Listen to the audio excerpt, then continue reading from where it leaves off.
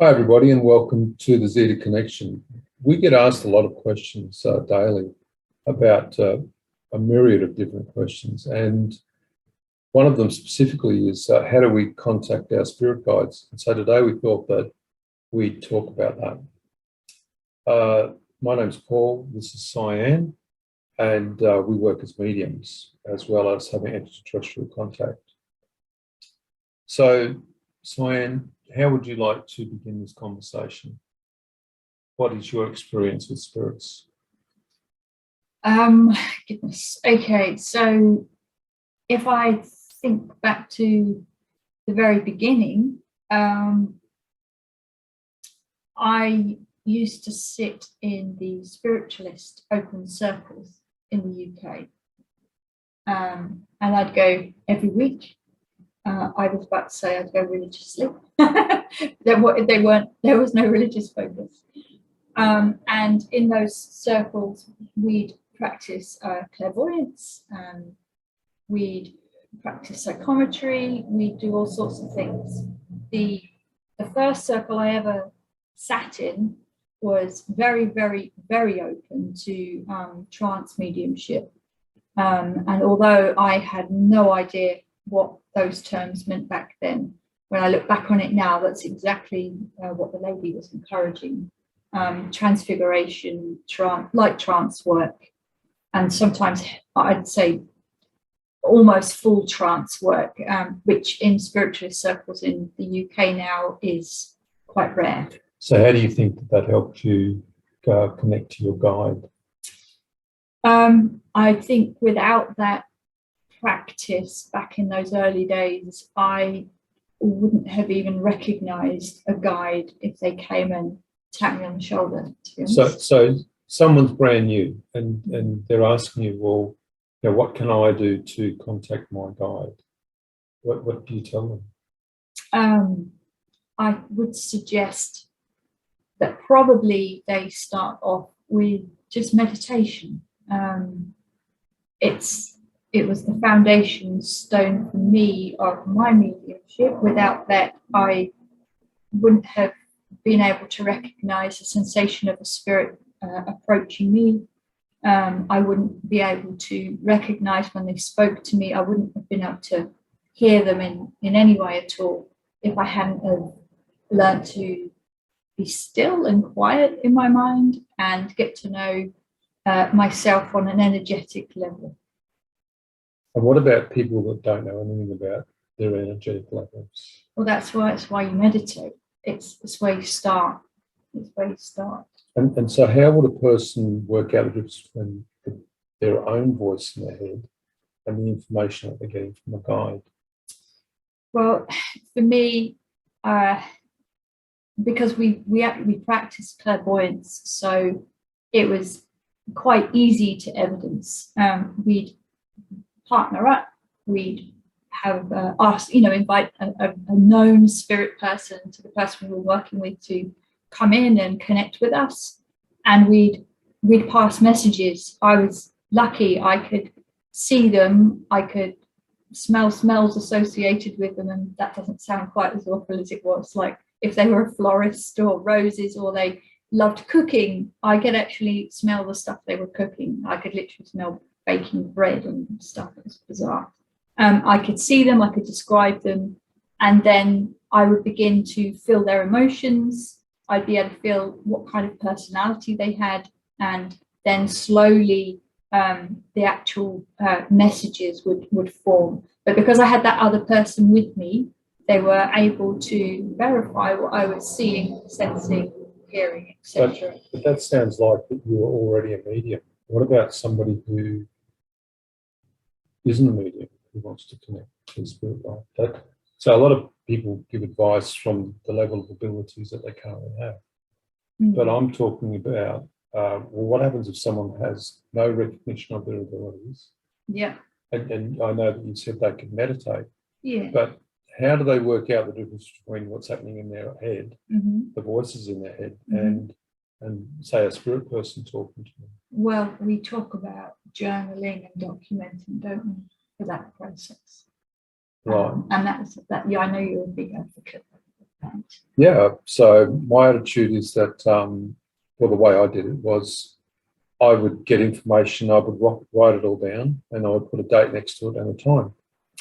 And then I would wait to see what happened if what was told to me came to pass. And over the few years in the beginning, I was able to work out what was my mind and what was the mind of the spirit person talking. Sometimes it's easy to get a bit confused even after many years, but the clarity's there generally.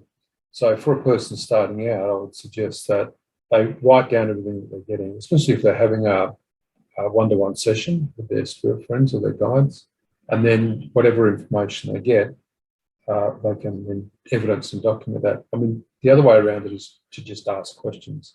Yeah. Have a list of general questions, ask the spirit people to come and give you the answers, and then you write them down, and then you wait and see if, it's what's going to happen next week. Yeah. And then they tell you some things and you write it down. If none of that happens and you know that that's your mind, that's okay. You're allowed to make mistakes. Everybody does. It's the only way to learn. If you think that you're not going to have a situation where you're making mistakes, it's going to be very, very difficult to learn. Everybody makes mistakes and nobody's perfect. So some people, they see lights around them. Do you see lights at all? I do see lights. Yeah, I see pinprick lights, like little flashes. Bing. Sometimes the lights stay much longer. Sometimes they're different colours. Sometimes I see whole flashes of movement. When I'm meditating, if a spirit person comes towards me, I see flashing in my peripheral vision, like lights, loads of lights in my peripheral vision. Okay, so the way I use those lights is I can be just ignoring spirits completely, and I'll think something, and then suddenly I'll get a light flash up next to me, and I'll think, oh, that must be important to the spirit person. I won't act on it, and I won't do anything about it, so I might have the same thought again. And if I get a light activation next to me, then I'll know that it's a spirit person. Now, I'm not going to try at that point to connect to them and ask them what they want, because the first thing that's going to happen is my mind's going to say, oh, here's the answer. I've got the answer. Yeah. I've got to sit, close my eyes, breathe. This is what I do. You don't have to do this one. I breathe. I wait for the energy to build around me with the spirit person. And as they come closer, their voice becomes clearer as my mind becomes more still. So rather than just jumping on the spirit person and saying, oh, what do you want? Have you got something to tell me? You've got to stop. You've got to turn everything off, TV, the phone, whatever. Spend a couple of minutes relaxing and waiting for that connection to build. It's really important. We also talk about psychometry, don't we, as part of the building blocks of mediumship. And of course, anyone can practice that with a friend. It doesn't need any special environment or even meditation to work. You can. Well, give me an example of psychometry if someone's never heard of it. There's a pen right there. Yep. Hold it. So hold the pen. I've got the pen. So this pen, what? So what are we going to do with the pen? So the idea is that you link into the energy of the pen. We know it's a pen, so there's no guesswork involved in what it is. But the idea is you hold the image of the pen in your mind if you can't actually hold the physical item yourself, and you just take note of the first things that come into your mind, if they do, about that pen. And let's imagine, I don't know, it was your great grandfather's pen. Right. As you work with psychometry and start picking up information about the pen, and it might be, you might even feel, oh, it was owned by a man. They had it for a really, really long time. You were given this pen by your father. Maybe it was an inherited item. Right. Okay. So if I was going to practice this right now, this is my pen, although it is my pen. I could say this pen was owned by a bald man. You see, because I know that, because it's my pen. But generally, if it wasn't my pen, I was saying, okay, this pen's 50 years old or 30 years old. The person that owned it felt this way. Now, at that point, if it's just a psychic read, you're just reading the energy of the pen. But what can happen with psychometry is all of a sudden I can be sitting here and then the energy will shift and you will start to sense the person that owned the pen starting to influence your etheric body, and you're able to then get information that can you can evidence in regards to the pen. Now, of course, if this pen belonged to Cyan's grandmother and I didn't know that, and Cyan said, read the energy of the pen. And so I'm reading it and suddenly I've got a lady with me and I say, oh, wow, I've got a lady with me. It looks like a grandmother figure. She's saying this, and that. Psychometry is a really good way to bring the information through, the spirit through. But you'll notice when I said that, I would want to evidence that it was a Cyan's grandmother. I wouldn't be just taking the information because there's two things. One, it could be incorrect, but the other thing is the way that my mind perceives that information, I may be incorrectly getting the information from the spirit person. And if I don't then say to Cyan, well, Cyan, your grandmother's saying this, Cyan goes, oh yeah, I can evidence that, that's true. But then that's good evidence for the person that's developing. Yeah. And good evidence for the sitter or the querent, as they're called. So that's psychometry. So there's a couple of ways that a person can begin in their mediumship. Yeah. And we also teach people to understand their own energy as well by, using simple energy exercises, creating energy balls between your hands and learning to feel your own etheric field. And so, if a spirit person comes up and taps you on the shoulder, you feel the pressure of them. Of the contact. Yeah. So in the beginning, you were explaining about how you became a medium. Yeah. Or how you got spirit contact. I think everybody's is different. Yeah. We've spoken to hundreds, if not thousands of people. And when we're training people to be mediums, we notice that everybody's obviously got their own specific way of contacting spirits. We've all got our stories, obviously, how we develop. Some people see spirits, objective mediumship. Other people see mediums internally, subjective mediumship in here. They can have clairaudience. There's multiple clairs. So you need to work out in yourself what is your strongest characteristics in regard to your contact with spirit people. I would suggest don't try too hard. That's the first thing. Spirit people, they really like you if you're in a quiet state in stillness. Hence the meditation. Hence the meditation. So that's really important. Yeah. So we've been asked to contact somebody's spirit guide for them today, which is how we ended up having this discussion. So we thought it'd be useful to talk about the process we actually use to do that. Right. So generally when we are going to contact somebody's guide, the guidance that we have is that the guide should be able to come to both of us. Because if the guide exists and can only come to me, I would then question the evidence in regards to that guide.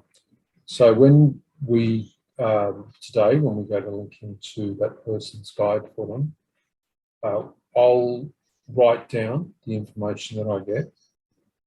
I'll ask that spirit person or guide to go to Cyan, or they may go anyway, and then Cyan will document that as well. And then we'll compare notes. Now, if at that point the spirit person's talking to both of us at the same time, and that happens a lot, then we can then say, okay, this is the spirit person. Yeah. Now we'll document all of that, and then we'll send it to the person that's asked us the question. Yeah. Now, if it's a loved one, grandparent, grandmother, or any type of relationship, that person, if they know them, will be able to evidence that information that we've given.